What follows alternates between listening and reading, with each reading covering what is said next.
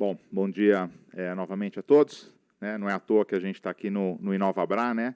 É muita inovação, muita tecnologia aqui o que a gente tem desenvolvido aqui dentro deste ambiente. Bom, falando já sobre o evento, então a gente vai falar sobre inteligência artificial e aplicações da inteligência artificial ao agronegócio. Em termos de agenda, eu vou falar então um pouco de conjuntura, tá? Como é que está, ou seja, quais são as principais variáveis que a gente tem que olhar quando a gente fala de agronegócio. A gente começa com o mundo e vai aterrissando em Brasil e regionalmente em Brasil. E aí a gente vai mostrar como é que a gente faz isso, tá? Tanto em termos de produto, com o nosso Agrocast, a Júlia que está aqui vai mostrar isso, e depois o Roberto vai mostrar um pouco mais a tecnologia que está por trás, justamente a inovação que está aqui e o uso, né, como é que a gente usa a inteligência artificial para fazer essa aplicação. No início eu peço desculpas, esqueci de me apresentar. Eu sou o Juan Jensen, eu sou um dos fundadores da For Intelligence, eu sou o presidente do conselho e também o CFO. E faço também aqui o papel de economista, né, quando eu falo de conjuntura. Bom, como é que a gente começa a falar de agro e como é que a gente começa a falar de os fatores que afetam o agro? Primeiro, o slide aqui é crescimento global, né? Passou por uma pandemia, né? Ainda está saindo dela, bastante impactante em termos econômicos, né? O PIB ali, 2020, tem a maior queda desde a crise de 29 e 30, né? O PIB global caiu 3,1% em 2020 e uma recuperação forte 21 e 22. 22 foi um pouco menos, né, do que se esperava no início do ano, em função de vários fatores, né? Com destaque ali para a guerra. Para a guerra da Rússia e da Ucrânia, para questões relacionadas à Covid na China e o aumento de juros no mundo desenvolvido, né, que foi mais forte do que se esperava de início, por conta de todas as pressões inflacionárias. Isso trouxe o crescimento para baixo, continua trazendo o crescimento para baixo, e crescimento econômico é o principal fator que impacta preços das commodities, das diversas commodities, né? Aqui a gente tá olhando para commodities agrícolas, mas a gente está o crescimento global afeta petróleo, afeta minério de ferro, afeta outras commodities. Claro que as commodities agrícolas, dentro da questão conjuntural e dentro do ambiente pandêmico, teve um comportamento diferente, né? No início, as pessoas em casa comendo mais, né? Preparando seus alimentos, a gente teve um impacto altista, né? Para commodities agrícolas. Depois isso arrefeceu. Enfim, são questões que batem, né? Depois, com a guerra, você teve de novo um impacto altista, principalmente em trigo, mas não só em trigo. Enfim, são questões que têm que ser acompanhadas. E quando a gente olha para frente, ou seja, quando a gente está olhando, por exemplo, 2023 e o que está acontecendo, a gente tem essa desaceleração, ou seja, PIB global estimado para esse ano por nós é 2,5%, mas com um comportamento muito diferente entre diferentes grupos de países. Então, enquanto o mundo desenvolvido está em forte desaceleração, Estados Unidos crescendo menos, Europa crescendo bem menos, notem, Estados Unidos projeção esse ano 1,5%, Europa ali do lado direito em cima, projeção de crescimento de apenas 0,8%, depois de ter crescido 3,5% no ano passado. Então, o mundo desenvolvido crescendo bem menos, mas a China, que é um grande demandante de commodities, das mais diversas commodities, em aceleração. Tá? A China é um contraponto para o crescimento global este ano. Então, enquanto o mundo quase todo desacelera, a China está em aceleração. E por que está em aceleração?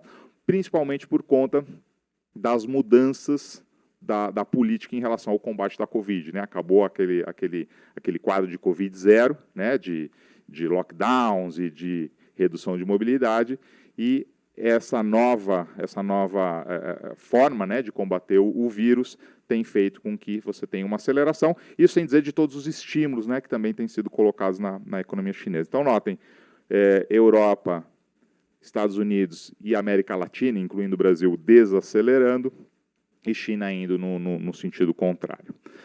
Quando a gente fala de Brasil, e aí tentando aterrissar um pouquinho mais para cá e tentando olhar como é que o agro nos afeta, o Brasil, de fato, passou, né, tem passado por uma desaceleração econômica importante, que vem de todo o segundo semestre do ano passado. Então, notem o gráfico. Não, aqui antes de falar de crescimento, falar de câmbio, né, que é uma variável que afeta muito o agronegócio, né, que afeta muito qualquer setor exportador. O agro, como setor exportador, é altamente afetado aqui pelo câmbio. O câmbio sofreu, obviamente, também pelas questões pandêmicas, então notem como ele se desvaloriza quando chega a pandemia, né, e aí ele ultrapassa ali cotações acima de R$ 5,00, R$ 5,50, muito num contexto de maior aversão a risco e fortalecimento do dólar. À medida que a incerteza vai diminuindo, o dólar vai perdendo valor. No Brasil, isso foi em paralelo a problemas internos, incertezas internas relacionadas à eleição, relacionada à política econômica, relacionada aos problemas fiscais que a gente tem no país, né, endividamento, taxa de juros e etc. E o câmbio acabou voltando pouco. Em termos reais, que é o gráfico de baixo, que é quando a gente controla o câmbio por inflação interna e inflação externa, notem que a gente está num patamar bastante depreciado. Aqui a gente tem um histórico aqui de 30 anos da taxa de câmbio, e notem como a gente está num patamar bastante depreciado, né? Então, assim, tem espaço para o câmbio voltar, e esses últimos dias, né, vocês viram o câmbio voltando bastante, tá? Grande parte dessa volta tem mais a ver com Estados Unidos do que com o Brasil, ainda que no Brasil as incertezas tenham diminuído, tá? Principalmente no campo fiscal, né? O governo lançou o novo arcabouço, ainda que a nossa avaliação é que o novo arcabouço não seja tão bom, ele elimina riscos mais de cauda, né? De aumento de gasto público desenfreado e de crescimento da dívida pública desenfreada, mas a verdade é que a gente está num câmbio bastante depreciado, e isso aqui implica alta rentabilidade do setor agropecuário, né, principalmente o agroexportador. E este é um quadro que tem, né, se sustentado há algum tempo, e a nossa visão é que dura mais um tempo, mas a gente está em pontos fora da curva, né? O normal é, olhando para frente, se a gente corrigir o problema fiscal, que esse câmbio caia mais à frente, a rentabilidade do setor agroexportador diminua, tá, nos próximos anos. Não agora, agora a gente continua bastante, com uma rentabilidade bastante alta. E aí, aquele ponto do crescimento que eu estava comentando. O Brasil tem passado por uma desaceleração importante. O gráfico ali de cima mostra justamente o crescimento que a gente vinha final de 21, ao longo do primeiro semestre de 22, e a virada que a gente tem uma desaceleração importante. A gente tem uma desaceleração forte no terceiro TRI e uma queda no quarto trimestre. Então, a redução de consumo, o impacto já da taxa de juros em 3,75, batendo no crédito. Então, você tem um ambiente econômico ruim, uma incerteza grande em função das eleições, né, queda de investimento, enfim, todo o quadro que gerou. Mas o agro vai na contramão disso. Né? O agro, notem, a rentabilidade está alta, o câmbio está alto, o preço das commodities no mercado internacional estão, de certa forma, favoráveis. Então, assim, o agro, apesar de todos os problemas, cresce. Né? E, inclusive, esse ano, com o crescimento do PIB estimado por nós de apenas 0,9%, tem um crescimento de agro de 5%. Então, o agro é quase que um mundo à parte dentro do Brasil. Né? Ou seja, quando a gente olha, é um ano difícil, é um ano de baixo crescimento, não vale para o agro. Né? O agro está em forte expansão, e a principal razão da forte expansão deste ano tem a ver com quebra de safra, principalmente na região sul do Brasil, no ano passado. Tá? E aí, como é que isso aqui a gente olha? Né? Ou seja, a Júlia que vai apresentar para vocês o agro, que é como é que a gente faz esse mapeamento, mas as nossas estimativas apontam para esse ano um brutal aumento na colheita de soja, e um bom aumento, o milho já foi bom no ano passado, um bom aumento também para a colheita do milho. Né? A parte dessa produção de milho é feito pelo Agrocast, já é com imagens satélite, uso de inteligência artificial, assim como a colheita de soja, né, que já se finalizou, está se finalizando. E para a segunda safra são outros, né, para a segunda safra de milho são outros modelos. Mas notem o impacto que isso traz. Região sul do Brasil, o PIB agro vai crescer mais de 16%. Principal impacto, óbvio, no Rio Grande do Sul, que é quem teve uma quebra de safra grande no ano passado. Esse ano também tem uma safra não tão boa, mas muito melhor do que a do ano passado, o que traz esse impacto de crescimento. Ali a gente tem as projeções da safra, tá? Na nossa estimativa, 147 milhões de toneladas para soja, 123 milhões de toneladas para o milho. E o impacto que isso traz em termos regionais. Então, fala, PIB 0,9. 0,9, mas olha a diferença regional. A gente tem estados que estão crescendo mais de 2%, caso do Paraná.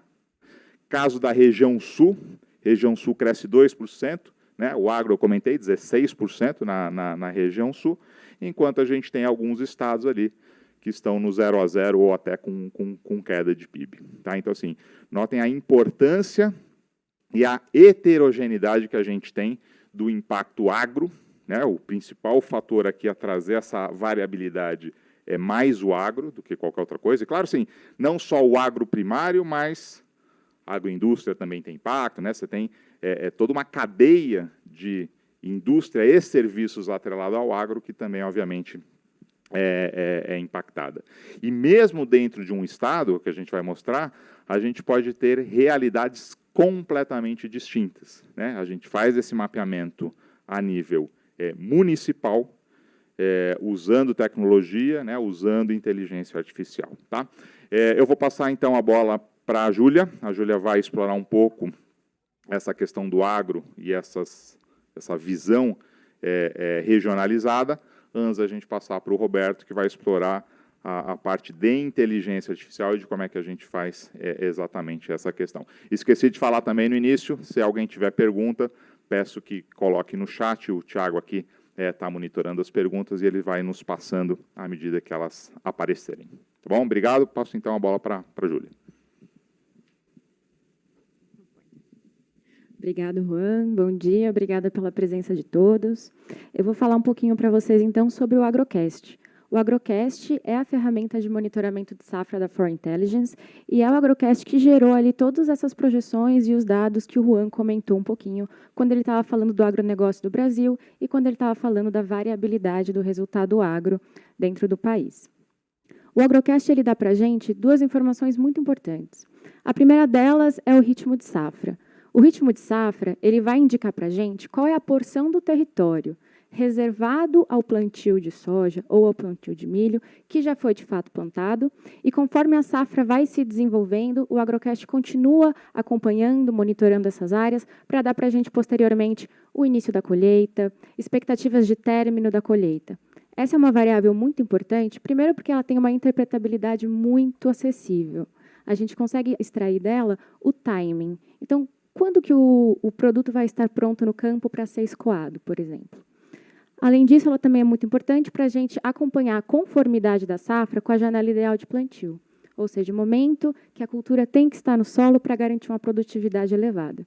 E aí, já falando de produtividade, o Agrocast também faz para a gente projeções de produtividade, como o Juan falou, a nível municipal, e essa também é uma variável-chave de fácil interpretação, porque a gente consegue traduzir produtividade em produção, e a partir daí a gente traduz produtividade em diversos conceitos econômicos, como rentabilidade da safra, receita total do produtor, exportação, entre outros. Bom, então eu vou continuar nesse tema aqui da produtividade, e eu trouxe nesse mapa todos os municípios que a For Intelligence monitora na safra 22/23 de soja. A gente aqui tem um monitoramento para quase todo o território brasileiro, ou pelo menos quase todo o território de fato produtivo, onde as safras, onde as lavouras estão localizadas. Isso é muito importante, pessoal, porque quando a gente pensa num país como o Brasil, muito grande, muito diverso, a gente tem que ter uma elevada extensão territorial por conta das heterogeneidades. Eu vou trazer duas heterogeneidades aqui para a gente dar um foco. E vou focar no estado do Paraná. É um estado com muitos municípios produtores, tem uma produção bastante pulverizada, então é um caso legal para a gente poder explorar a necessidade de cobertura territorial. Então, eu trouxe aqui dois Paranás muito diferentes. Eu trouxe aqui primeiro o município médio do Paraná, quando a gente olha para todos os municípios e todas as lavouras do estado. Esses números eles são da safra de 2021. A gente consegue ver que esse município médio ele é pequeno. Tem ali uma produção de 14 mil hectares, uma área plantada, perdão, de 14 mil hectares. E esse município ele produz, em média, 56,2 sacas por hectare. Agora, e se a gente olhar para as maiores regiões produtoras? Se a gente olhar para os polos produtivos? Eu peguei aqui o top 20, os 20 municípios com maior produção no Paraná. Nesse caso, a gente vê uma realidade diferente. Esses municípios são maiores, eles têm 60 mil hectares, mas eles não são só maiores, eles são mais produtivos. Eles produzem 60,4 sacas por hectare em média. Isso significa que, quando você acompanha os maiores, você não está acompanhando só as maiores áreas, mas aqueles mais produtivos. Então, a grande mensagem aqui é que, se a gente não olhar para todos esses municípios em azul, a gente vai pegar metade da história. A gente vai estar olhando municípios mais produtivos e gerando um viés, gerando ali uma superestimativa da nossa projeção para a safra. E tem mais uma questão. Não só os municípios são diferentes entre si, mas a gente também tem uma variabilidade climática muito grande. Existem alguns municípios com uma situação climática favorável, outros municípios com uma situação climática desfavorável. E já tem sido até clichê trazer um gráfico como esse, que é um gráfico de precipitação no Paraná, porque já são 3 safras do fenômeno Laninha. E esse fenômeno mexe bastante no regime de chuvas. Mas eu trago aqui de novo porque é um gráfico muito informativo. A gente consegue ver aqui essas regiões em vermelho, em laranja, são regiões onde a precipitação acumulada ao longo da safra está abaixo do padrão histórico. Por outro lado, conforme a gente vai caminhando aqui para a região leste, a precipitação acumulada durante a safra está mais elevada do que o padrão histórico. A gente sabe que tem várias questões, o timing da precipitação é importante, quando exatamente a planta está no campo, ela precisa de disponibilidade hídrica, são momentos distintos, mas a gente já consegue ver aqui pelo acumulado na safra que existe uma variabilidade meteorológica muito grande. Então, a gente não só precisa acompanhar vários municípios porque eles são diferentes, mas porque eles estão submetidos a condições climáticas diferentes. E o agro é a indústria a céu aberto. A gente precisa contar, às vezes, ali com a sorte ou com uma conjuntura de eventos climáticos favoráveis para a gente ter uma produtividade mais elevada. E aí a gente pode dar até um zoom maior. Eu estava falando de Paraná, né? Agora vamos falar de 2 municípios no Paraná. 2 municípios muito próximos. O município de Guaíra, é um município próximo ali da fronteira do Brasil com o Paraguai, e Araruna, um município mais próximo de Campo Mourão. Mas entre esses 2 municípios, se a gente pegar o carro para chegar de um lado até outro, são só 300 quilômetros de distância. Nesses 300 quilômetros de distância, o Agrocast já captura realidades climáticas diferentes. Quando a gente pensa aqui no município de Guaíra, a precipitação acumulada ao longo da safra está 19% abaixo da precipitação com base no padrão histórico. Por outro lado, o município de Araruna está com padrão de precipitação normal, dentro do esperado para a safra. E o que são esses gráficos aqui? Esses gráficos são as produtividades de soja médias desses municípios. Na linha sólida, a gente tem o realizado até 2021, e nas linhas tracejadas, a gente tem a projeção do Agrocast. Essa foi uma região muito impactada na safra passada, 21-22. Então, a gente consegue ver que o Agrocast capturou esse evento extremo na safra passada, e ele captura dinâmicas diferentes de recuperação para esse ano.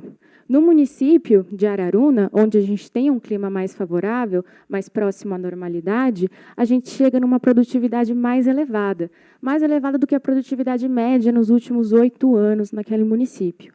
Agora, por outro lado, quando a gente olha para Guaíra, um município 300 quilômetros distante de Araruna, a gente vê uma recuperação, porém uma recuperação um pouco limitada. A gente retorna a um patamar abaixo dos patamares mais elevados dos últimos anos, que aconteceu aqui, próximo à safra 16-17, de mais ou menos 60 sacas por hectare, e a super safra que a gente teve aqui em 19-20, chegando próximos a 70 sacas por hectare. E esse ponto aqui, pessoal, que eu estou trazendo para vocês, de 22-23, ele é a última informação mais acurada que a gente tem. Ele não é a história inteira, ele é parte da história. Porque o Agrocast, ele monitora o clima e ele monitora os sinais de desenvolvimento da vegetação no campo durante toda a safra, desde o momento do plantio até a finalização da colheita. Então, aqui eu estou trazendo para vocês qual foi a evolução da projeção de produtividade do Agrocast para esses municípios ao longo do tempo. A gente consegue ver que esses municípios que estão enfrentando condições climáticas diferentes não partem de pontos muito distintos. A gente tem aqui o município de Araruna partindo de 56 sacas por hectare e o município de Guaíra partindo de 58 sacas por hectare, ambos abaixo ali da produtividade média do estado como um todo, mas em dezembro, meados de dezembro, esse eixo aqui, pessoal, é mês e dia. Então, aqui em meados de dezembro de 2021, ali na época ainda considerada janela de plantio, o Agrocast já percebeu que esses municípios tinham realidades distintas. A gente não precisa esperar a colheita para perceber que esses municípios têm realidades distintas. Então, já que em meados de dezembro, o Agrocast percebeu, tem alguma coisa em Guaíra que não está dentro ali do padrão histórico, que não está dentro da conformidade esperada. Ao passo que no município de Araruna, tem algum fenômeno potencializando a produtividade desse município. E olha como isso é relevante. Se a gente tem um produtor em Guaíra e um produtor em Araruna, e a gente olha para esses produtores, pensando que eles estão no mesmo estado, logo eles devem ser parecidos, a gente comete um grande erro, porque as capacidades produtivas desses produtores são potencialmente diferentes. E isso o Agrocast ele consegue captar. O Agrocast, inclusive, ele também vai no nível do produtor, mas a gente vai falar disso um pouquinho na frente. Eu vou aproveitar esse gancho em que a gente já falou que os municípios são muito diferentes dentro de um mesmo estado, eles têm capacidades diferentes, existe uma heterogeneidade climática grande dentro do estado, o Agrocast capta essas heterogeneidades e faz uma projeção nova para a safra ao longo de todos os meses. Tudo isso faz a gente chegar em estimativas de produção. E essas estimativas da produção nos trazem alguma sinalização de preço. E para contar essa história, eu vou voltar um pouco para outra safra, para a safra de 21-22. Na safra passada, como a gente conseguiu observar também ali nos outros gráficos, a gente teve uma quebra bastante forte no sul do país, pensando em Rio Grande do Sul, Paraná, a porção sul do Mato Grosso do Sul e também os nossos vizinhos, como Argentina e Paraguai. Essa foi uma quebra de safra muito grande, que afetou que provocou uma restrição de oferta. E o Brasil é um maior player desse mercado, um dos maiores, com grande capacidade de afetar os preços internacionais. Os preços domésticos, os preços em cada praça, eles são, de certa forma, determinados pelo preço internacional, pelo câmbio, por alguns possíveis prêmios que a gente possa ter para cada localidade. Então, quando a gente acompanha o Brasil como um todo e percebe essas grandes tendências de quebra de safra, a gente consegue perceber oscilações na produção que podem sinalizar para a gente ali oscilações de preço no mercado internacional. E, inclusive, eu trouxe aqui também para a gente um gráfico com o preço ao produtor em algumas regiões. Eu trouxe aqui o oeste do Paraná, trouxe Ponta Grossa, Sorriso e Rio Verde. Sorriso fica no Mato Grosso, um município que teve uma boa safra em 21-22, e trouxe também Rio Verde, outro município que teve uma boa safra no ano passado. E o que a gente pode perceber é que, por conta desse impacto em preços internacionais, todas as praças locais elas são, de certa forma, afetadas, em magnitudes diferentes, mas são. Quando a gente compara o preço de agosto de 2021, que era um momento em que a gente estava num período pré-safra, a safra não tinha sido plantada, o horizonte temporal era muito curto para a gente conseguir perceber qual seria, de fato, o desenvolvimento climático. Então, nesse momento, as expectativas eram boas.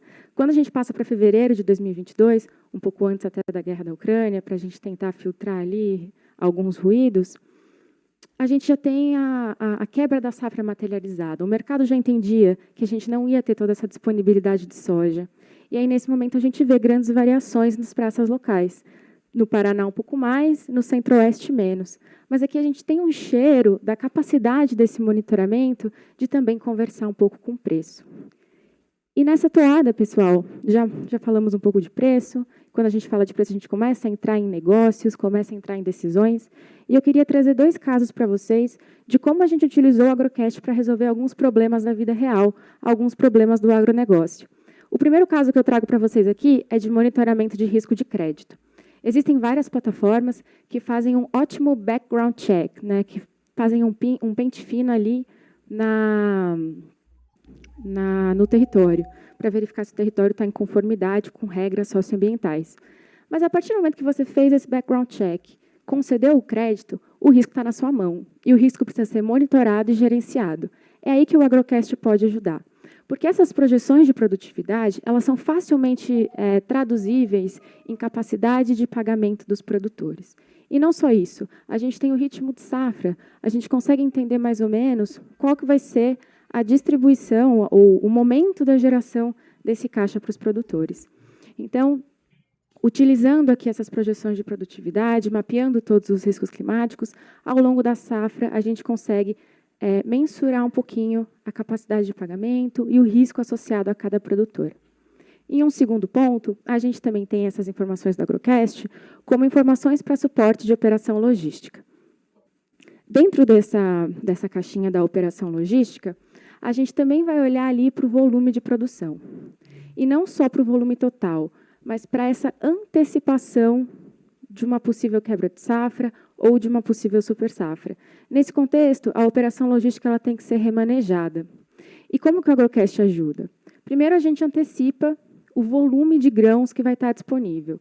Segundo, essa é uma informação que a gente utiliza para poder projetar outras variáveis, como a exportação, que é o volume de grãos que tem que ser escoado pelo porto, e, posteriormente, como a gente tem uma visualização da produção espacializada, precisa no espaço, a gente consegue produzir indicadores de produção por região e ligar esses indicadores de produção por região às rotas de escoamento de cada região. Essa precisão faz com que a gente consiga ligar tudo isso ao pricing, consiga ajudar os tomadores de decisão do campo de logística a perceber se tem muita ou pouca soja em cada uma das localidades e pensar no pricing ótimo para essas regiões. Bom, pessoal, eu falei aqui bastante sobre o Agrocast, sobre projeções de produtividade, e deve estar uma nuvenzinha aí na cabeça de todo mundo para pensar como que a gente faz isso. Mas antes, eu vou passar para o Tiago Curado, que está trazendo algumas perguntas. Júlia, a gente tem duas perguntas aqui do Daniel Braga, via chat. A primeira, ele afirma, né, o Agrocast está sendo demonstrado para o caso da soja, e a pergunta dele é se é aplicável também para outras commodities. Tá? O exemplo que ele traz aqui é a laranja, onde o cultivo, o plantio, acaba levando em conta fatores diferentes. Bom, a gente já faz o monitoramento de outras culturas, a gente trouxe a soja aqui como um estudo de caso específico, a gente faz o monitoramento de milho safrinha, que é o milho de inverno, a gente faz o monitoramento também do milho verão e do café. Em relação à laranja em específico, eu acho que vou passar a bola para o Roberto, que é o nosso líder técnico, acho que ele consegue falar com um pouquinho mais de propriedade. Bom dia a todos.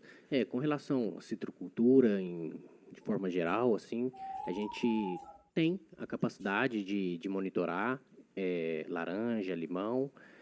No entanto, ainda não existem desenvolvimentos nesse sentido, mas que poderiam ser executados com toda certeza. Segunda pergunta, ainda do Daniel Braga, é em relação a ESG. Tá? Ele está perguntando aqui se o Agrocast também trabalha com dados de ESG. Eu acho que vale a pena mencionar brevemente o estudo que a gente está fazendo nesse sentido também e como a ferramenta pode ser aplicada para estudos de ESG. Daniel, nessa linha, a gente, não dentro do Agrocast, mas estudos que são realizados utilizando tecnologia do Agrocast, a gente tem desenvolvido também estudos que impactam as diferentes culturas utilizando dados futuros, dados de mudanças climáticas. Então, a gente tem atuado, de certa forma, nesse sentido também. Uma pergunta aqui do Everson, ele perguntou se também é aplicável à cana, mas imagino que já tenha sido respondido, né? Exatamente, Curado. Assim como soja, como milho, citricultura, que é mais específico, a cana também a gente consegue monitorar no âmbito nacional também. Eu diria que seria até um pouco mais fácil de monitorar cana do que soja. Por quê? Porque o satélite enxerga, de fato, a vegetação, as folhas ali, né?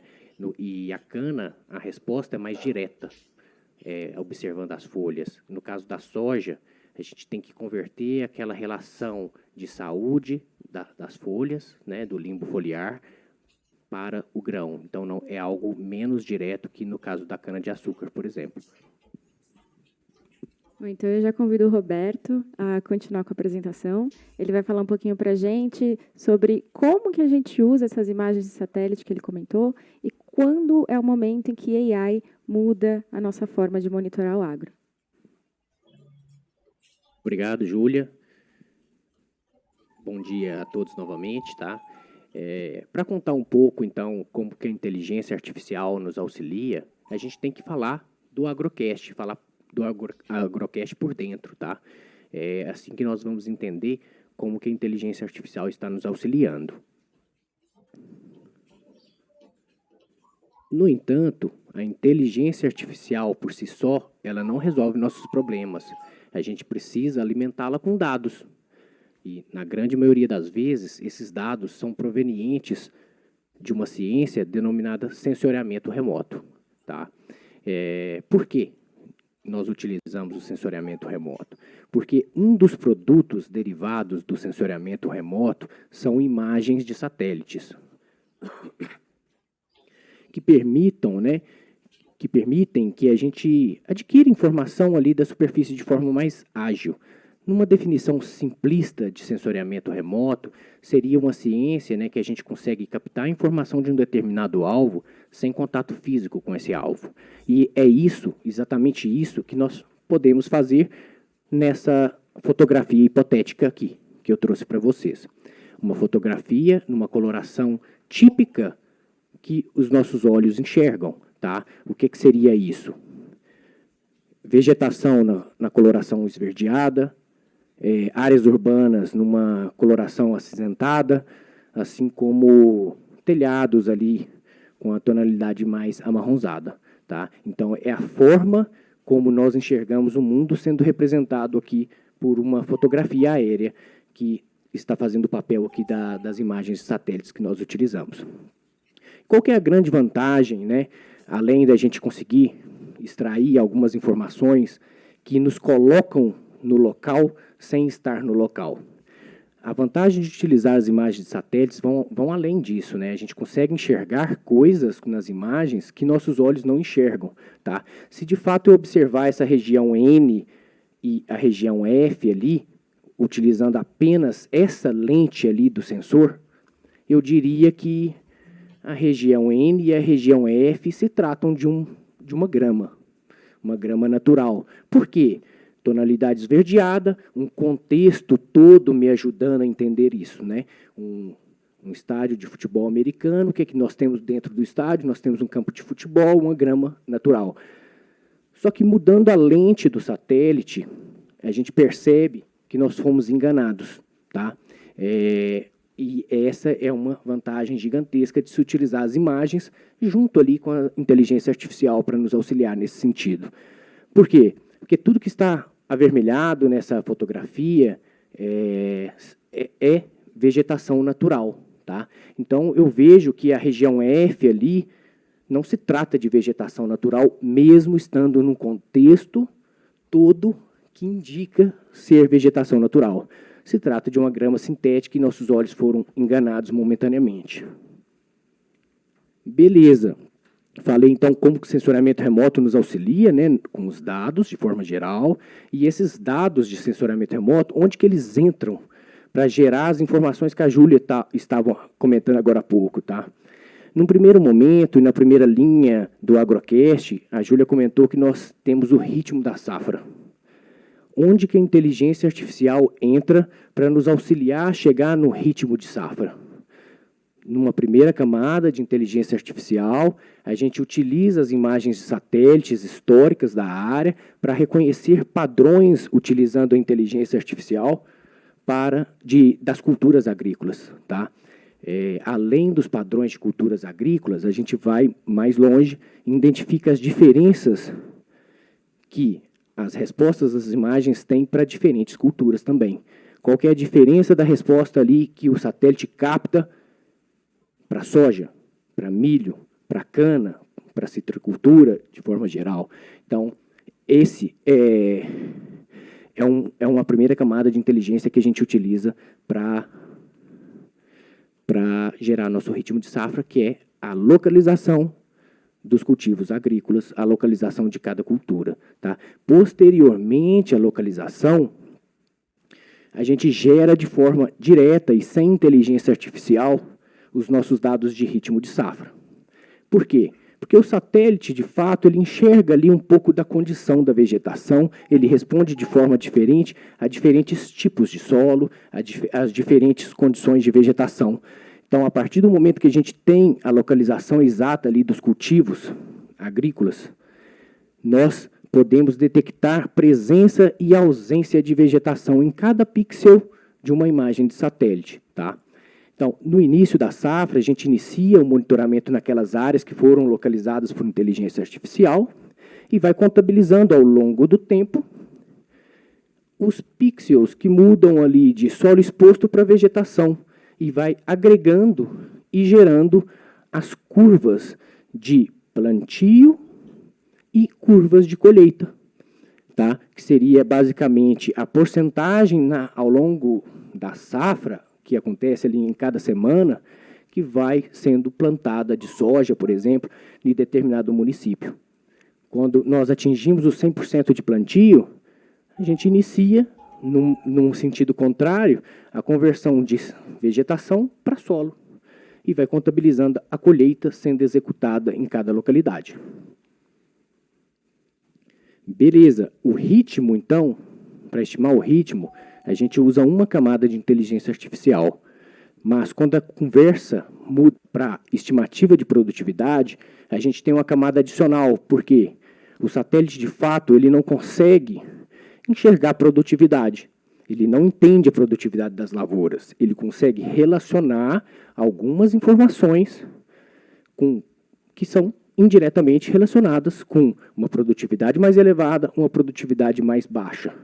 Mas, junto com as imagens de satélites, devido à complexidade do fenômeno que nós estamos monitorando, é necessário trazer mais dados complementares aqui, para que, junto com as imagens, a gente consiga entender padrões históricos ocorridos na área de interesse, para relacionar esses padrões de dados complementares, meteorologia, climatologia, entre outros que eu vou comentar aqui em sequência, com dados espectrais ocorridos ali e captados pelas imagens de satélites com as nossas projeções de produtividade. Quando eu menciono aqui projeções, é justamente o que a Júlia estava comentando logo há pouco, né? A gente não faz uma única estimativa para a safra, tá? A gente faz várias estimativas. Por quê, né? Porque nós estamos monitorando algo vivo, que está em constante modificação e está sujeito a intempéries de clima, por exemplo. Então, não basta eu monitorar uma única vez e determinar e estimar a produtividade de uma localidade uma única vez. Beleza, falamos. Fiz uma pergunta aqui, Roberto, agora do Fernando Mota, da Jacto Agrícola. Ele está perguntando se todo monitoramento é feito via satélite ou se algum cruzamento do que é visto pelos satélites, né, com telemetrias de máquinas, por exemplo, ou algo do gênero. Atualmente, a gente não utiliza dados coletados de máquinas agrícolas para correlacionar e auxiliar nas estimativas que as imagens de satélites nos trazem, tá? Não sei se eu respondi a pergunta, assim.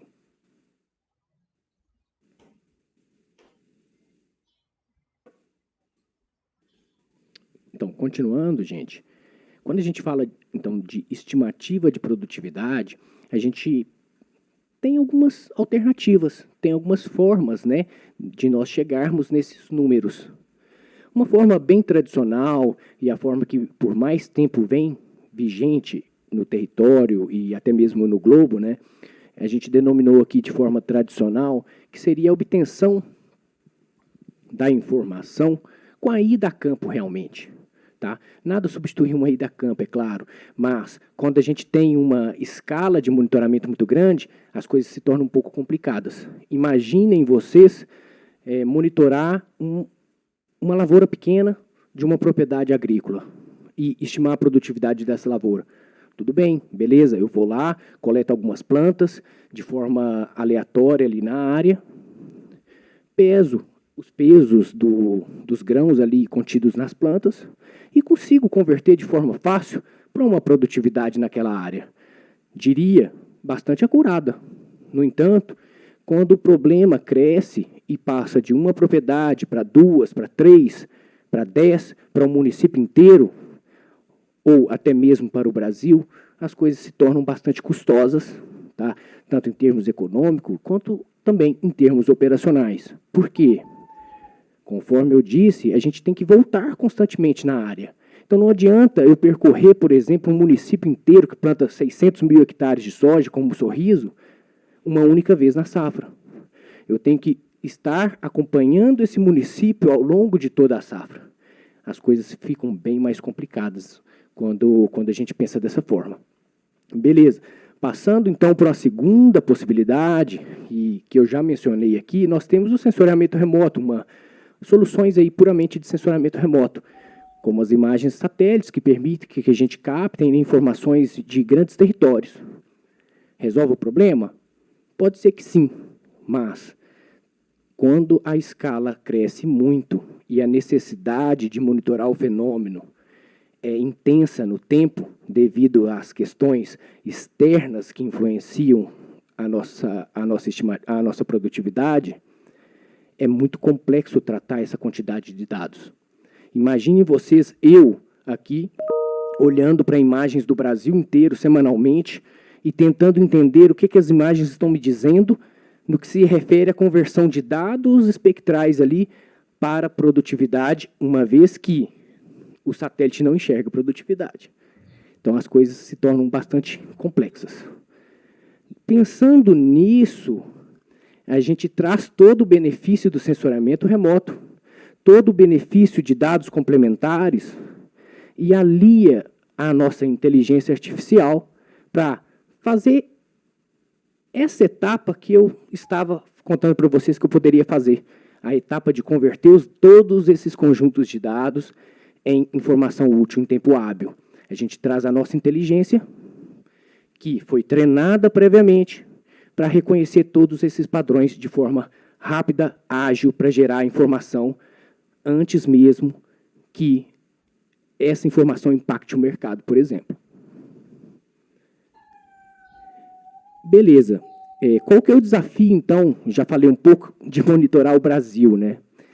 O Brasil tem uma dimensão territorial gigantesca, tá? Só na pesquisa agrícola municipal do IBGE de 2021, mencionava 39 milhões de hectares de soja plantados no Brasil. A título de comparação, seria de uma área do tamanho da Alemanha.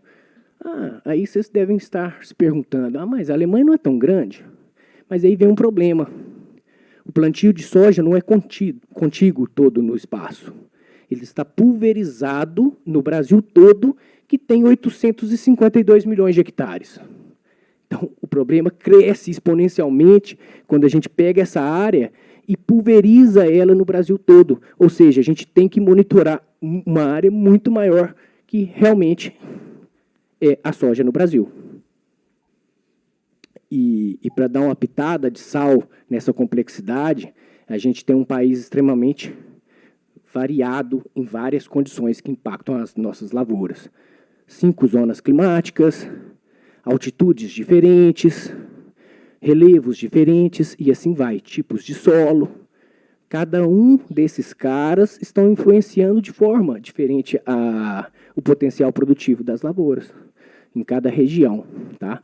E processar de forma ágil todos esses dados que impactam as nossas lavouras é algo extremamente difícil e, por isso, a gente alia toda essa camada de dados, de satélite, de clima, com as nossas inteligências artificiais. Roberto, mas algumas perguntas aqui do Jean Rocha, um pouco mais técnicas, mas eu acho que é um bom momento aqui. Primeiro perguntando qual que é a acurácia do método que a gente utiliza, tá? Pensando em produção. Também qual que é o benchmark que a gente utiliza para fazer esses cálculos, né? Qual que é o benchmark de produção. E ele ainda pergunta se essa acurácia ela é constante ou se há alguma heterogeneidade pensando em diferentes regiões produtoras, tá? Acho que também vale acrescentar a comparação de acurácia de diferentes culturas. Ótima pergunta, Jean. Eu acredito que eu ia dar uma pitada sobre esse assunto no próximo slide, se eu não me engano. Deixa eu ver. Não. Nós temos, em relação à acurácia, 96% quando a gente conversa de todo o território nacional para a soja, tá? Quando a gente pensa em áreas mais tradicionalmente produtoras, por exemplo, o estado do Mato Grosso, a gente chega a ter uma acurácia de 97%. Essa acurácia, em termos de UF, em termos de estados, realmente é bastante variada. Mato Grosso, regiões tradicionais, as nossas informações, os nossos dados que nós inserimos na nossa inteligência, eles são dados melhores. Tá? Quando a gente parte para regiões com uma área menor de plantio, com histórico de plantio mais recente, a gente tem mais dificuldade realmente. Mas, em termos gerais, a nossa acurácia orbita em 94% para soja e, se eu não me engano, para milho, em torno de 93%, 92%. Eu tenho que checar. Faltou apenas o benchmark de produção que a gente utiliza. Beleza. O benchmark de produtividade, na verdade, a gente utiliza a mediana dos últimos anos. Tá? Então, a gente sempre compara nossos modelos com a mediana dos últimos anos para saber se a gente está conseguindo estimar de forma mais eficiente a produtividade quando comparado com o histórico recente de cada uma das áreas. Continuando aqui, então, falamos da complexidade do território como um todo, né, e de como que isso impacta. Pode falar? Então, o viés... Só passando aqui a pergunta para todo mundo ouvir, é se o agricultor contrata o Agrocast? Essa é a pergunta? Deixa para a Júlia responder essa parte aí. Obrigada, Roberto. O nosso principal foco ele não é tanto o monitoramento de propriedades. A gente faz o monitoramento de propriedades com foco no monitoramento de risco que está associado tanto à cadeia de fornecimento de crédito e também pode ser utilizado ali pela cadeia de seguros. Hoje, o principal produto, a principal informação que vem do Agrocast são as produtividades municipais. E essas produtividades municipais têm muitas aplicações na cadeia do agronegócio como um todo. Eu comentei, então, um pouco da operação logística, mas a gente também poderia pensar em aplicações na cadeia que vende insumos para o agro, entre outras. Então, eu diria que hoje a gente não tem um foco em produtor. Beleza, gente. Voltando, então, aqui a gente tem toda uma complexidade de monitorar o território brasileiro. Voltando na questão que a Júlia mencionou, da necessidade de ter uma amostra fidedigna realmente com o tamanho da nossa safra, né, para que nós consigamos estimar de forma acurada, precisa, os nossos números. Trago aqui para vocês um pouco sobre qual que é a abrangência do nosso monitoramento no território nacional atualmente. Tá? Nós temos 34 milhões de hectares sendo monitorados constantemente de soja no Brasil, semanalmente, pelo Agrocast. Esses 34 milhões de hectares, eles estão distribuídos em 948 municípios, tá? Representando aí, partindo do princípio da PAN de 2021, cerca de 90% da área de soja no Brasil. Distribuídos de forma bem distribuída no espaço brasileiro. E quando a gente olha, por exemplo, para o Mato Grosso, só no Mato Grosso nós monitoramos semanalmente 10,4 milhões de hectares. Então, realmente, é uma amostra muito robusta e, com toda certeza, representa muito bem os números do Brasil.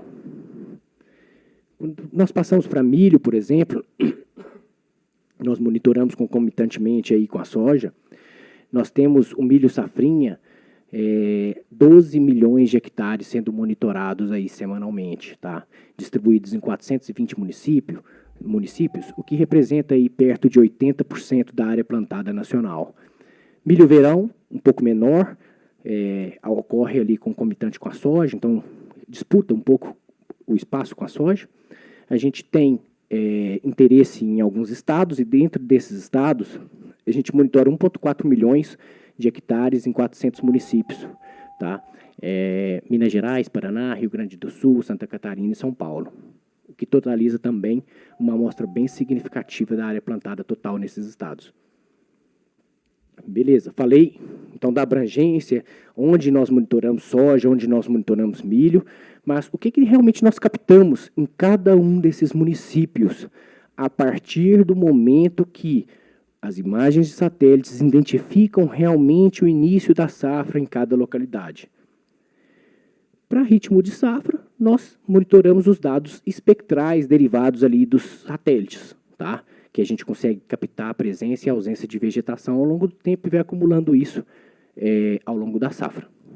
Só que quando a conversa volta para a estimativa de produtividade, nós temos a necessidade de dados complementares, como foi o caso, e a gente traz dados de normais climatológicas para cada localidade a partir do momento de plantio, identificado na safra atual, assim como dados meteorológicos, condições ali da safra corrente de temperatura, umidade, precipitação, radiação, entre outros fatores meteorológicos que afetam as nossas culturas, tá? Para ir mais a fundo na complexidade de dados que nós utilizamos para nos auxiliar numa correta estimativa de produtividade, a gente monitora também a relação da área irrigada em cada município com a área plantada de cada cultura nesse município. Por quê? Porque a área irrigada ali, ela tira um pouco da complexidade, do potencial que o clima tem em afetar a safra atual, tá? E isso impacta e dá um poder produtivo mais elevado para as lavouras. Então, impactam também nos nossos modelos de produtividade. A gente faz um estudo também sobre o histórico de plantio em cada um desses municípios, trazendo ali quantos anos aquele município já planta de soja. Um município tradicionalmente que já planta 20 anos, já tem bastante aprendizado ali acumulado ao longo de várias safras já realizadas.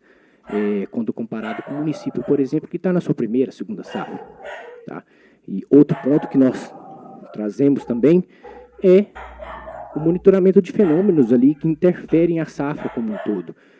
A gente monitora a ocorrência de El Niño, a ocorrência de Laninha e consegue entender como cada um desses fenômenos estão afetando cada localidade de modo diferente. Tá?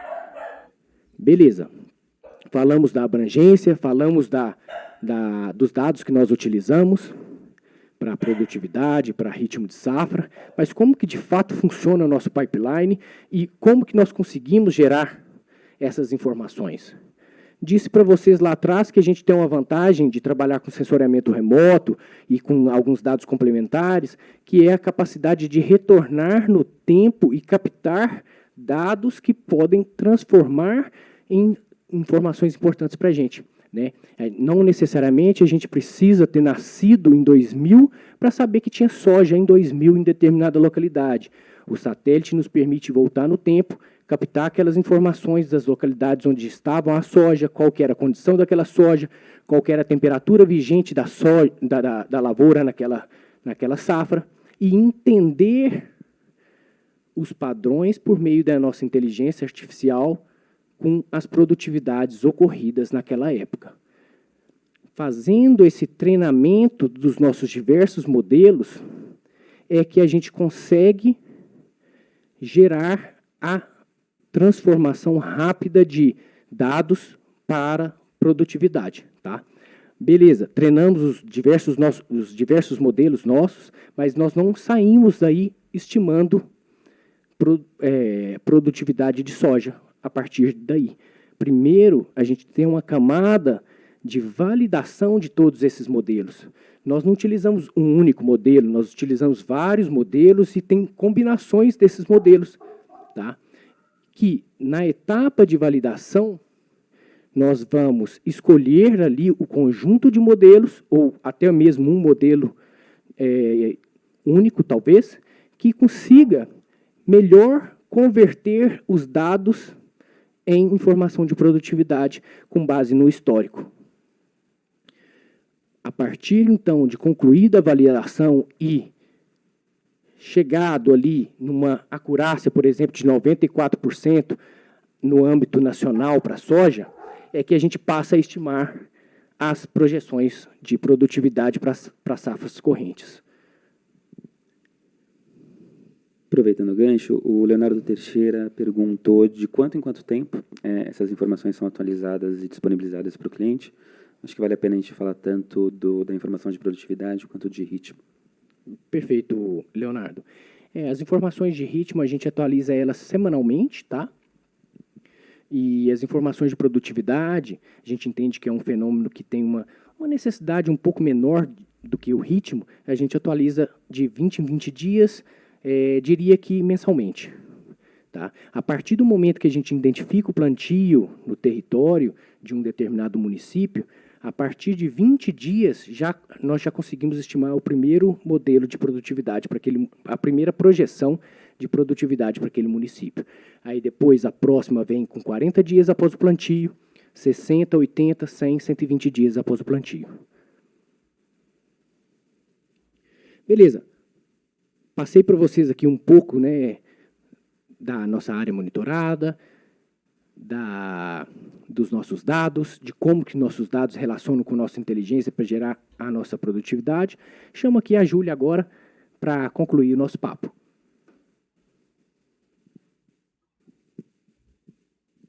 Pode passar, por favor? Obrigada, Roberto.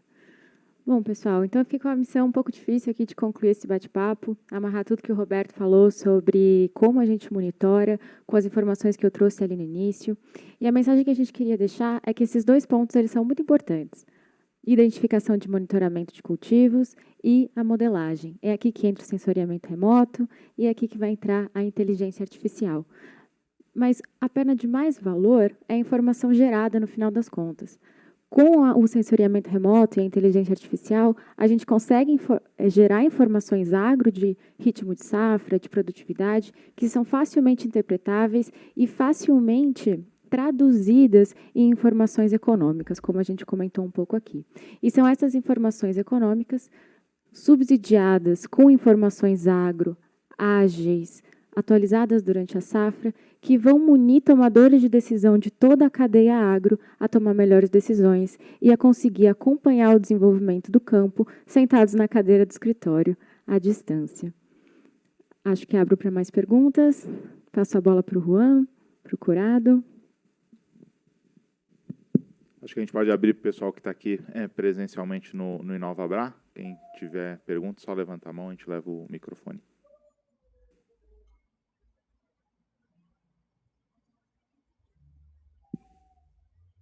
Sem perguntas aqui, eu passo para tem uma pergunta ali. Você leva, Curado? Só um minuto, vai chegar o microfone, o pessoal que está online poder ouvir. Obrigado. O modelo reconhece o tipo de solo antes do plantio? No nosso caso específico, como o objetivo é monitorar as lavouras, de fato, a gente não olha muito para o tipo de solo. Mas existem vários estudos com dados de sensoriamento remoto, com satélites ali que tem sensores que a gente denomina de hiperespectrais, ou seja, que ele consegue captar informação em vários comprimentos de onda. A gente conseguiria ter um cheiro de tipo de solo, de origem da rocha ali que originou aquele solo, sim. Mas, de fato, o agrocast em si não olha para os diferentes tipos. Tá? Mas existem vários estudos nesse sentido. Só complementando, para o cálculo de produtividade em si, né, que ele é regionalizado, essa é uma variável que é fixa ao longo do tempo, né? Ou seja, o solo está ali, ele não muda. Então, ele entra como controle dentro da modelagem como um fator fixo e que não altera, ou seja, ele é sempre igual em todos os anos. Então, assim, há controle de produtividade pela localização, e a própria localização já pega o efeito do tipo de solo, né? Não só do tipo de solo, mas de longitude, latitude, altitude, enfim, várias questões que são fixas ao longo do tempo. Obrigado aí. Oi, Márcia. Vocês têm falado muito do cliente tipo banco e investidores, né?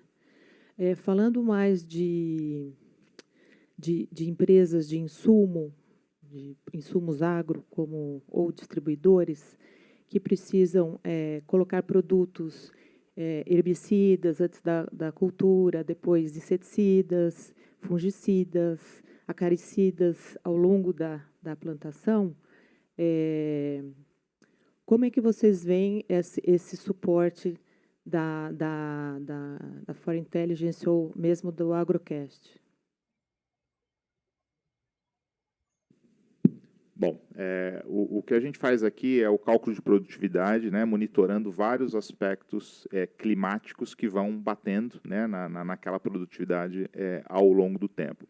A gente não faz uma leitura de imagem com alta definição, né, para uma agricultura de precisão, mas a gente consegue sim relacionar aspectos climáticos que vão demandar determinado tipo de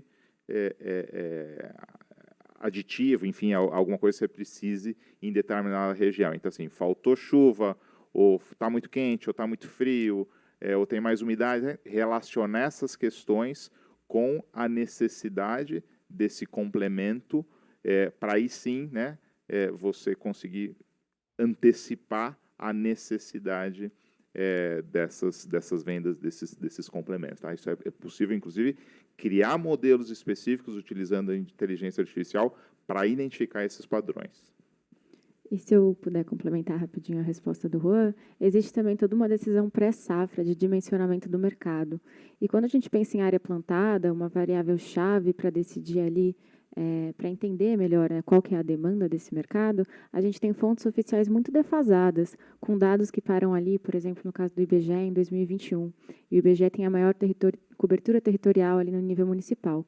Com a tecnologia de sensoriamento remoto mais inteligência artificial, a gente consegue fazer a detecção do cultivo nesses anos de gap, para ter mais precisão em relação a qual é de fato a área plantada nos últimos anos, que ainda não foi divulgada, e traduzir essa área plantada em potencial tamanho de mercado e demanda para adubação, porque normalmente essa é uma variável que a gente sempre pensa, produto por hectare. Então, a quantidade de hectare é uma variável relevante e o Agrocast consegue solucionar esse gap de informação. E complementando um pouco aqui, em termos, a gente tem muitos dados que são ou estaduais ou regionais, mas com o sensoramento remoto ali, a gente consegue entender exatamente onde que está a demanda de insumo agrícola de uma determinada empresa, sabendo a localização do plantio, tá? Então, eu diria que, por exemplo, em Sorriso tem uma demanda muito grande de insumo agrícola ali, né? Ao passo que uma outra cidade que planta um pouco menos tem menos. Mas eu consigo entender exatamente onde que está as demandas, né? Talvez mais ao norte de um determinado município ou mais ao sul, a gente enxerga no detalhe a necessidade do insumo, enxergando as áreas agrícolas. E, de fato, suprindo esse gap das informações oficiais.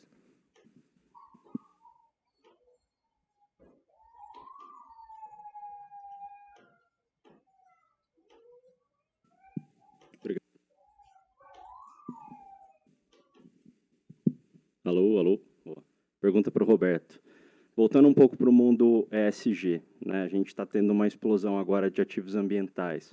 A maior parte desses ativos ambientais eles vão sendo emitidos ao passo que ocorre, de fato, o sequestro do carbono.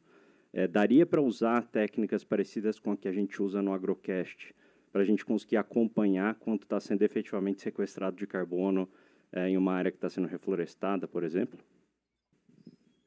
Com toda certeza, assim, o sequestro de carbono está muito relacionado com a biomassa ali de uma determinada floresta ou de um determinado cultivo, né? E conforme eu mencionei para vocês, o satélite enxerga ali a condição de uma determinada superfície, a condição de uma vegetação, que é uma informação indireta, mas que nós conseguimos relacionar, por exemplo, com biomassa, que está relacionado com o sequestro de carbono.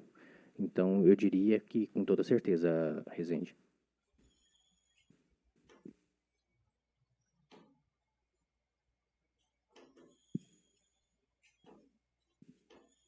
Tem mais pergunta no chat, Curado? Tem mais uma, deixa eu passar aqui do Fernando. Ele está falando, olha, nosso Fernando Mota. O foco do Agrocast, pelo que foi apresentado, não é no produtor, né, mas grandes empresas agros no Brasil tem essa necessidade, né, nos seus centros de operação, justamente isso de acompanhar no detalhe como que é a evolução da produtividade nas fazendas. E aí a pergunta dele é se o Agrocast tem como proposta se aproximar desses grandes grupos, permitindo esse acompanhamento mais sistemático de produtividade.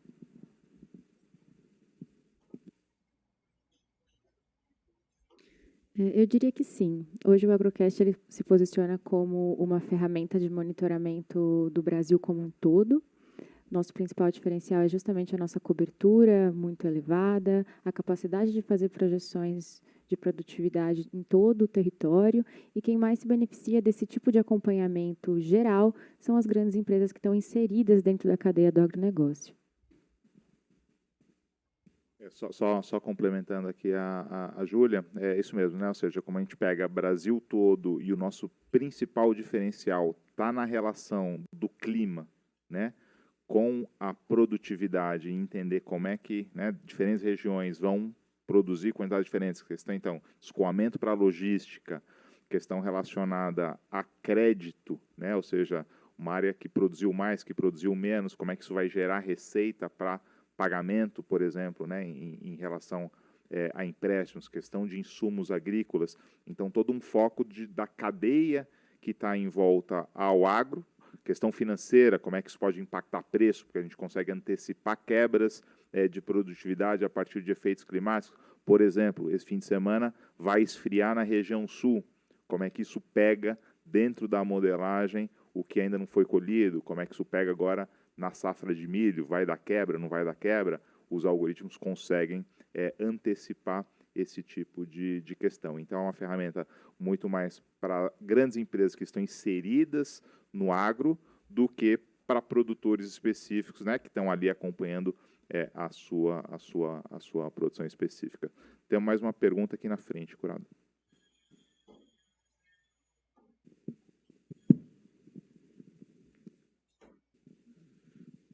Bom dia, meu nome é Luiz Roberto, eu sou professor de finanças na Escola de Negócios e Seguros e consultor, né? Eu gostaria de parabenizar a apresentação, né? Como eu sou acadêmico e pesquisador, eu gostaria de, e nós estamos numa casa, né, de inovação, eu gostaria de pedir para vocês, né, trazer alguma coisa relacionada com a inovação. Como é que os próximos passos, né? O que vem depois disso, e como é que isso é possível ajudar o Brasil e aí também a aproximação com centros de excelência de acadêmicos para trazer novos produtos, novas aplicações para gerar tanto no negócio, no âmbito de negócios e também na produtividade agrícola. Obrigado. Bom, excelente pergunta. Vou começar aqui respondendo aqui, sim. Dentro da Fora Intelligence, a gente está muito próximo da academia, né? Aqui no palco são 2 doutores e uma mestre em economia e o engenharia agrícola. E muito que a gente faz aqui é inovação que tem, né, relação direta ali com o que está sendo estudado e o que está vindo da academia. Em relação a próximos passos aqui, e coisa que a gente tem no roadmap do produto, descer cada vez mais a nível de propriedade, né, e aí você tem efeitos para todo o mercado de crédito, por exemplo, mas não só, né, mas todo mundo que está relacionado ali à propriedade especificamente. Hoje a gente está falando de municípios, mas a gente já tem alguns trabalhos feitos a nível de propriedade. O avanço em diferentes culturas, né? O Roberto comentou, café. Dá para fazer isso aqui para várias outras culturas, inclusive em culturas permanentes, né? Que é o caso do café, e o algoritmo já traz excelentes respostas só com a florada ali da questão do café, pegando inclusive de forma completamente automática a questão da bianualidade da safra de café. Então dá para descer, né? Foi uma das perguntas, para laranja, dá para descer para cana, dá para ir para várias outras culturas.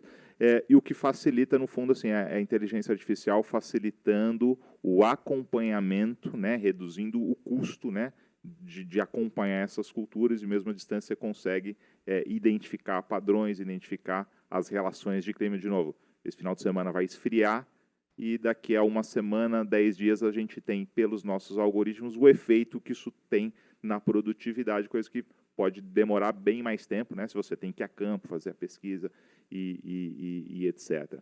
Um outro campo de aplicação, ainda na linha ESG, é a questão de reserva legal, né, ou seja, as imagens também permitem identificar, tá invadindo, né, o produtor está invadindo ou não uma reserva legal, como é que isso está se acontecendo. Então, são questões também importantes aí para o cuidado, né, que a gente tem que ter e que o agro tem que ter com o meio ambiente. Não sei se vocês querem complementar, Roberto, Júlia. Que um avanço também que a gente enxerga para o produto é ir além das fronteiras brasileiras, monitorar o Paraguai, a Argentina, os Estados Unidos, que são também importantes players aí do agronegócio. Tem mais uma pergunta da plateia, e antes aqui uma de quem está online, do Everson. Ele perguntou se a coleta de dados e atualização acontece em tempo real, ou qual que é a defasagem, qual que é a frequência que a gente faz a atualização dos dados. E muito bem, seria dos dados que estão sendo usados na predição da safra corrente. Exato. A gente coleta diariamente os dados, tá? Dados meteorológicos são coletados ali todos os dias e são acumulados no período necessário para a gente executar os modelos de 20 em 20 dias. E as imagens satélites, a partir do momento que elas são disponibilizadas pelos fornecedores, a gente já capta elas. Diria que talvez nós temos um delay ali de horas da passagem do satélite para disponibilização delas no servidor.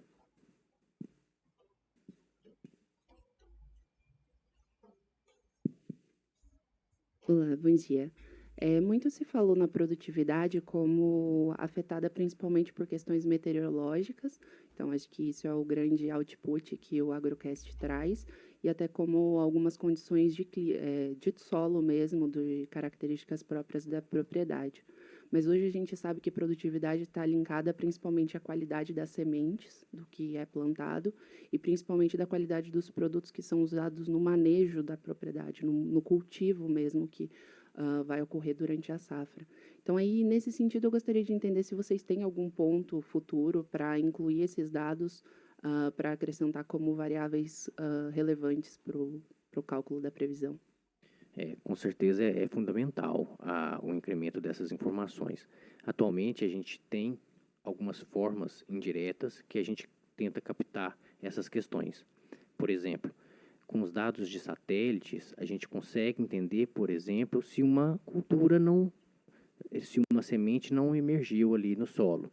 E essa não emergência vai impactar a área que o satélite está monitorando ali, que teve essa ocorrência, tá? Então, de fato, a gente capta de formas indiretas um pouco disso que você mencionou, tá? Outro ponto também que é captado de forma indireta no satélite é ali culturas com maior potencial produtivo, elas respondem de uma forma diferente também nos satélites, e que a gente entende de forma indireta que vão ter uma elevação de produtividade. A gente traz também informações fixas ali no tempo, por exemplo, histórico, aprendizado de determinada região, no que se refere aos anos de plantio, que também nos auxiliam um pouco a entender esses avanços tecnológicos em cada localidade. Mas é claro que o melhor dos mundos seria inserir todas essas informações comentadas por você, tá? A gente tem uma infinidade de cultivares de soja, por exemplo, no Brasil, com algumas diferenças entre elas, né? Saber exatamente a cultivar que está sendo plantado em cada localidade seria, com toda certeza, um cenário muito melhor. Roberto, você poderia comentar um pouquinho mais sobre as variáveis climáticas, né, que vocês utilizam para calcular todas essas questões de produtividade? Quais seriam essas variáveis? Como que vocês constroem essas variáveis? Obrigado. A gente utiliza variáveis que são oferecidas aí pela NASA, tá? São diversas as variáveis meteorológicas que a gente utiliza ali ao longo da safra e capta também o histórico delas para entender as relações nos modelos, mas eu diria que nós temos temperatura da superfície, né, a 2 metros de altura, temperatura mínima, máxima, velocidade do vento, radiação de onda longa incidida na superfície, radiação de ondas curtas incididas na superfície também. A gente capta também o acúmulo de graus Celsius acima de determinado padrão de temperatura, que nos dá a ideia ali de graus dias nas culturas e que faz com que a gente entenda se o ciclo da cultura está se desenvolvendo de forma mais adequada.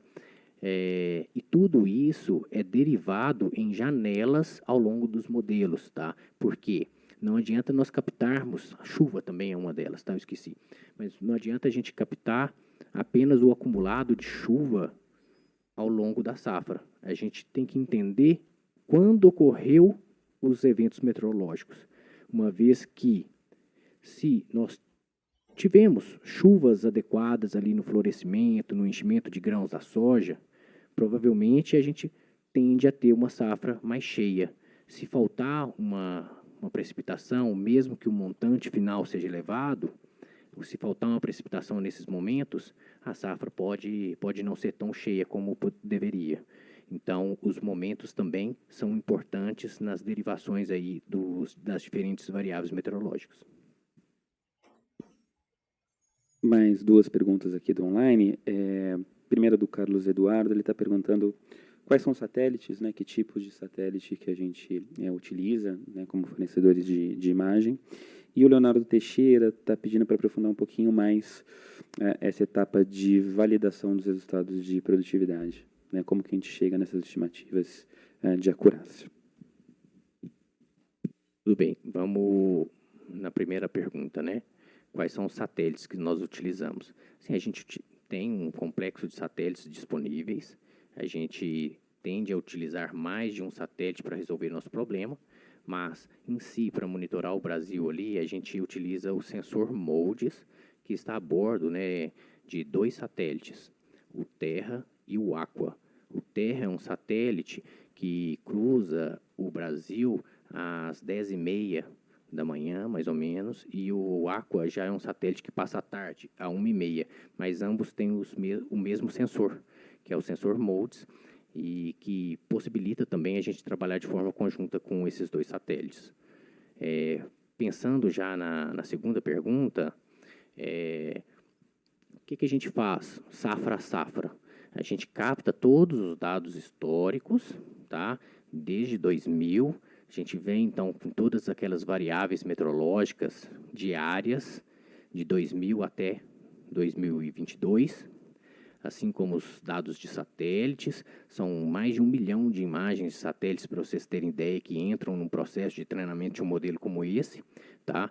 A gente, nesse momento, então, construído o banco de dados ali de variáveis que são de satélites, de clima, de tempo, né?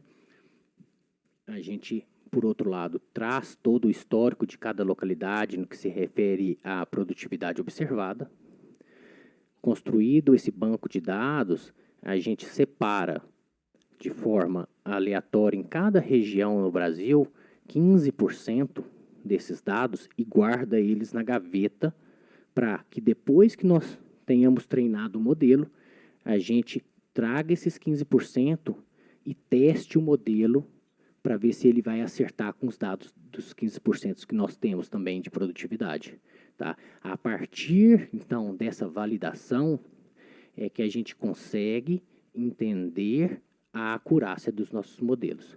Tá? Uma camada anterior também, que é usada no treinamento, a gente também faz uma espécie de uma cross-validação no treinamento, uma vez que a gente roda nossos modelos 10 vezes com um processo de cross-validação que chama K-fold, com K igual a 10. Então, a gente tem condições de verificar ali a variabilidade dos dados no treinamento 100 vezes e entender comparando o resultado das métricas estatísticas ali no treinamento com os dados de validação, se nossos modelos também estão tendo algum viés, algum overfitting. Então, mas eu diria que a acurácia, de fato, é extraída ali no processo de validação, que é um teste às cegas para os nossos modelos. Só complementando, em questões estatísticas, é uma validação de projeções em ambiente fora da amostra, né? Então, você usa uma amostra para criar um modelo, para calibrar um modelo, e faz essa validação de acurácia que o Roberto comentou, numa parte da amostra, né, que não foi utilizada para calibrar o modelo. Né? E aí, a partir desse ranqueamento dos melhores modelos, dos modelos que mais acertam, são os modelos que a gente usa para calcular a produtividade da safra em questão aqui, tá? Então, a técnica que a gente usa e essa acurácia que o Roberto comentou é justamente uma acurácia em condições reais, né? Não é uma validação do modelo dentro da amostra, porque aí você consegue chegar a 99%, 100%, mas depois, na hora de projetar, você quebra a cara e não consegue, de fato, a acurácia que você tinha dentro da amostra. Tá? Então, é uma acurácia para projeções fora da amostra que está sendo utilizada nos modelos.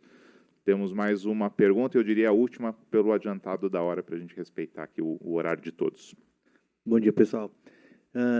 Tem uma pergunta, agora com a tecnologia IoT, onde a gente consegue pegar dados de drone, até da máquina que faz a colheita, o quanto isso seria relevante ou se não mudaria muito, visto que a ferramenta já tem uma acurácia bem alta? Com certeza, o IoT ali com 5G, né, com essa grande capacidade de transferência de dados, com certeza vai auxiliar bastante, mas eu diria que isso auxilia mais dentro da porteira, na agricultura digital ali do produtor, de fato, que tem as suas máquinas que estão captando informações das lavouras na medida que eles trafegam nas áreas para a sua inteligência ali que transforma aqueles dados em informações locais. No nosso caso, é algo de maior abrangência que eu diria que não afetaria tanto, tá?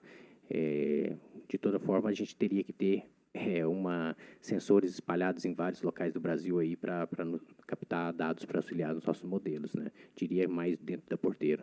De fato, isso afeta mais a agricultura de precisão, né? E aí, identificação de estar precisando de tal aditivo, tal complemento, né? Para aumentar a produtividade específica daquela propriedade. Agradeço aqui a presença de todos, tá? Enfim, acho que a quantidade de perguntas aqui no online mostra o interesse, né? De novo, esse é o Brasil que mais tem dado certo, né? O Brasil que cresce, é o Brasil que gera emprego, que gera renda, que gera riqueza, o nosso produto aqui complementa, né? E ajuda a tomar melhores decisões justamente com essa leitura, né? Do que está acontecendo no campo, sem necessariamente estar lá no campo visitando as fazendas, né? Ajustando justamente as questões das imagens de satélite com camadas de inteligência artificial relacionando todas essas variáveis. Agradeço mais uma vez a presença de todos. Quem tiver mais interesse em conhecer o produto, em conhecer as projeções a fundo, a olhar os municípios, peço que entrem em contato com a gente. Enfim, a gente está disponível aí para conversar com todos e mostrar com maior clareza aqui o produto. Eu agradeço a presença de todos. A ideia nossa é fazer esse evento mensalmente, não só no agro, tá? A Fora Intelligence tem várias aplicações em vários outros segmentos. E em maio a gente se vê, então, em mais um webinar da Fora Intelligence. Obrigado a todos.